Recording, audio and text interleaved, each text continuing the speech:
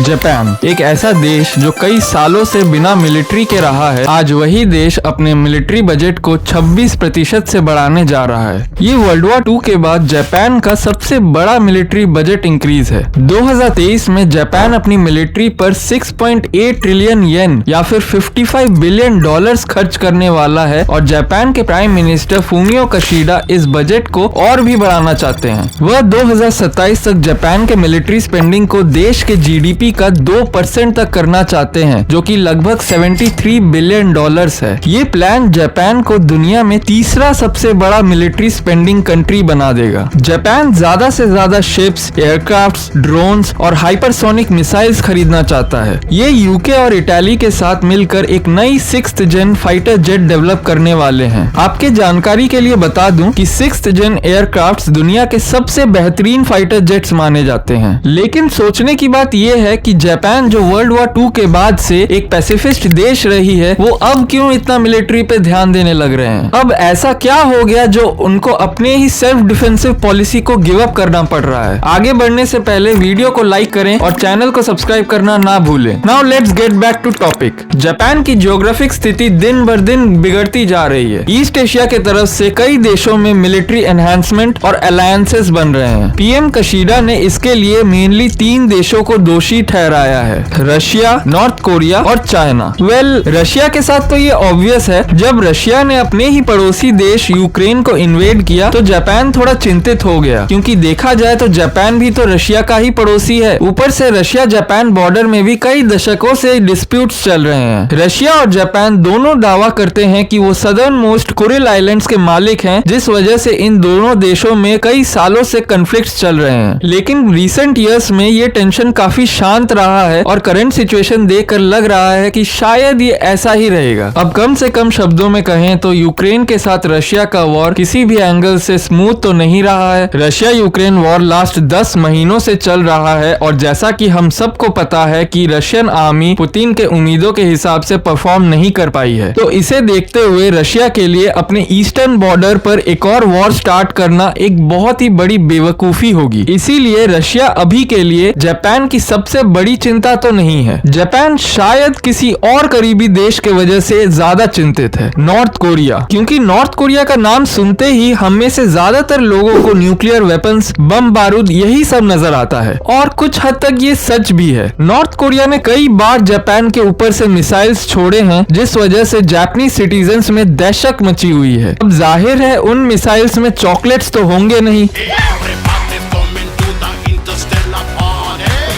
Kim Jong Un के पास करीब 40 nuclear missiles हैं, जो कि अमेरिका के 31,000 मिसाइल्स के सामने कुछ भी नहीं है। लेकिन आप 40 मिसाइल्स को इग्नोर भी तो नहीं कर सकते। और जापान के रीसेंट बजट इंक्रीज से हमें ये दिख भी रहा है कि जापान अपने जियोग्राफिक स्ट्रेटेजीज को लेकर बहुत सीरियस है। अब जब जापान के पास एडवांस्ड हाइपरसोनिक मिसाइल्स होंगे तो किम जोंग उन भी जापान को अटैक करने से पहले 2 बार सोचेंगे। लेकिन इन सब के बाद भी North Korea isn't the real threat. So असल में जापान सिर्फ एक ही देश के बारे में ज्यादा चिंतित है, विच इज चाइना। एक official Japanese national security document के तहत जापान की पीस और स्टेबिलिटी को बनाए रखने के लिए चाइना को सबसे बड़ा थ्रेट माना गया है। चाइना के प्रति जापान का ये एक बहुत बड़ा एटीट्यूड शिफ्ट है, क्योंकि 2013 में जापान ने चाइना को अपना स्ट्रेटेजिक पार्टनर बताया था। तो ऐसा क्या बदला इन 9 सालों में जो जापान अब एक पैसिफिस्ट देश से काउंटर अटैकिंग देश बनना चाहता है? यू सी 2013 में सिचुएशन बिल्कुल अलग था। तब जापान का मिलिट्री बजट कुछ $49 बिलियन और चाइना का $164 बिलियन